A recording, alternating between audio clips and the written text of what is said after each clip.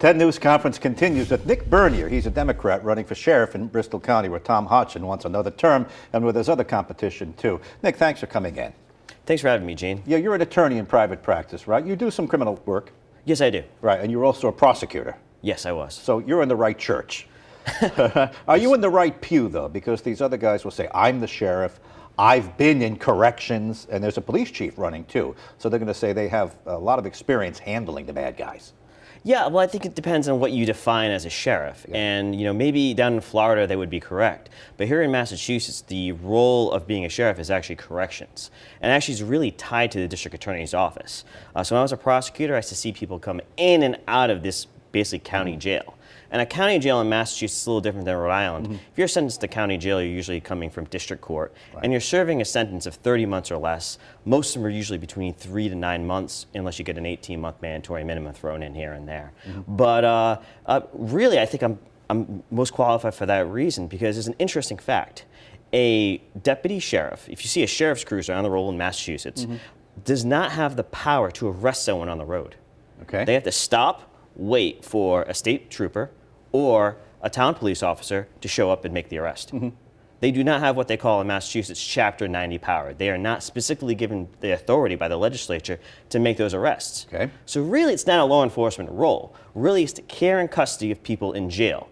Not prison, jail. Prison's long term, and that's, I believe, what Mayor Heroux did. He did I think he did 15 months or so with the Department of Corrections. He was in Pennsylvania, I believe, also in Massachusetts. He's worked corrections. So now, are you taking exception with the way Sheriff Hodgson runs the jail? Because he's known as a tough, talking law and order man, wears the uniform. Before I roll the soundbite of Sheriff Hodgson for you to react to, would you wear the uniform or would you go like this? I think a mixture. I'd probably dress down a little bit more, yeah, maybe not the tie, because I think you want to be comfortable with your colleagues, people right, you're working with. But it depends on the meeting. Sometimes Tom will add stars to his uniform, and I'm not really into that. But would you wear the uniform on occasion if you had to, like a dress parade or something like that? Yeah, if there was an appropriate uniform, and I'd probably get some feedback from my correctional officers, so I wasn't looking a little over the top. I want to make sure we're all in line. Let me play Sheriff Hodgson. He was in with me about a month and a half ago. And we all know him, and he's been reelected time and time again. I know you're going to knock, the way he does things, but the voters seem to like him. Play Sheriff Hodgson. I'll let you react. It was a really bad move, and what they did was they now took away a tool that law enforcement had, where before we could stop someone if they had no driver's license. It gave us a chance to dig in deeper. Well, how is that the majority of the legislature sees it just the opposite? Well, therein lies the problem, not just here in Massachusetts, but these legislators who are finding ways to get more votes and appeal to the immigrant community, mm-hmm, is really the problem. They're focused on politics, not on the public safety concerns of the people that elected them. He's going after driver's licenses for illegal immigrants in Massachusetts, which was just passed. It's going to be challenged, by the way, on the ballot, perhaps. He kind of uses his post and his platform as as more of just a sheriff. He's going after people and holding them to account. And the voters seem to like that. I know you're bristling at it, but go ahead. No, it's fun. I actually like Tom personally. I've known Tom for a number of years. I've also worked on, this will be my third campaign rooting for his opponent. Right. But I get his approach, but I think he's very politically driven. And I think because of that, we've really sacrificed some safety in Bristol County. And are we safer when our recidivism rate or our revolving door keeps going higher and higher? Well, he's talking about the border wall and these immigrants coming to get you. What's really happening are repeat drug offenders. And when I was in district court, when I was a district court prosecutor, you'd have people come in with a substance abuse problem. And they would leave jail with a substance abuse problem or an even worse one. So do you want that person going back in your neighborhood with a heroin addiction, robbing your neighbor's house again? Or do you want them treated and given a chance? So are you saying that would be your focus, that if a drug user comes in, committed a crime, he's with you now, you're going to do everything you can to turn him around? Can you get, what would your rate be? What if it's a very low rate? It's very hard to do that. It is, but right now I think it's very not happening much. I was actually accused of being Hodgson light last night in a Democratic debate. I believe Paul Heroux said he was endorsed by some left-wing organizations, and apparently, because I also believe in incapacitation. I also know when I was a prosecutor, you usually revoke someone's bail. Right. Some people aren't going to get better. They're going to graduate to big boy jail in state prison. Yeah, okay. And you really can't do much for them. So I do believe in incapacitation. Some people need that 2.5 year timeout before they graduate to the 5 and 10 year timeout. But some people, if you can actually get the drugs out of the jails, and if you can actually give them a clinician, maybe give them on a Vivitrol program, which is an inhibitor shot, if they're willing, well, maybe they can get better. And if you can cut your, if you can cut your recidivism rate even by 10, 20%, that's a huge savings. A huge savings to a taxpayer. Why wouldn't, if you're a Republican like Tom is, why wouldn't you want to save that money? Why wouldn't you want to pass that savings on to the voter? All right, speaking of Mayor Hero, now he says, I'm an administrator. I was also in corrections, and I'm a mayor, and I'm going to do the job better than Hodgson. Now, you just said somebody called you Hodgson light. So you're not light on these guys. You're not going to go, easy on the bad guys. I think Paul's a little left, and he's a career politician. Yeah. I think was an appointed administrator for 15 months, then went back to school, then wrote for the Huffington Post. He's a nice guy, but I'm just, he and I disagree on the sex offender registry board. All right. And I would use the bully pulpit, if I had it, to keep it. I have an 8-year-old daughter. I like having that sex offender registry board. I like that people, once they commit a crime like that, have to register. And I know if they're down the street, I know to keep my daughter away from them. All right. Sounds like to me you're putting forward that you'd be a little tougher than Mayor Hero. Let's play Mayor Hero, then I'll let you react to that. He talks like a tough guy, he acts like a tough guy. But if we're trying to run a rehabilitative environment where we have people who are in there for drug addiction, who are in there for anger management issues, and we're acting like a tough guy on these guys, and we're making life miserable for them, how effective is that drug treatment or that mental health treatment going to actually be if the people who are supposed to be getting treatment, and it's arguably not a lot of them are getting it, if they're constantly under attack by the system that is supposed to be involved with their care, custody, control, and rehabilitation. Okay. Are you closer to him than Hodgson? Where would I place you? I'd say in between. Because I think you can bring a horse the water, but you can't make him drink. You can't force rehabilitation on someone. You have to make it available and give them a chance. But if they're not going to do it, then they're just going to graduate to prison. Right. The other Democrat running is George McNeil, former police chief. What's your opposition to George?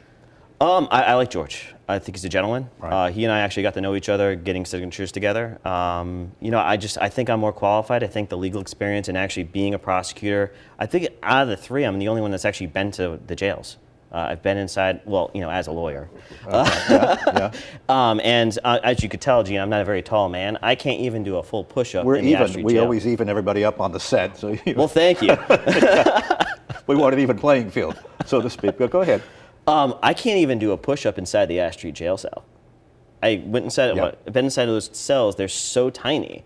And that's not to digress, but that's another one of my platform things. I want to close that antiquated jail because it's been around for over 100 years. I've been there. I've seen it. Yeah. It's a money pit. We have to transfer food from Dartmouth over to Ash Street, and I know that because when the Union Stewards is backing me. Hodgson's old campaign manager, Nelson De Gavea, who ran his campaign in 98, 04, and 2010, is helping my campaign in New Bedford. He was also the chief law enforcement officer for the county.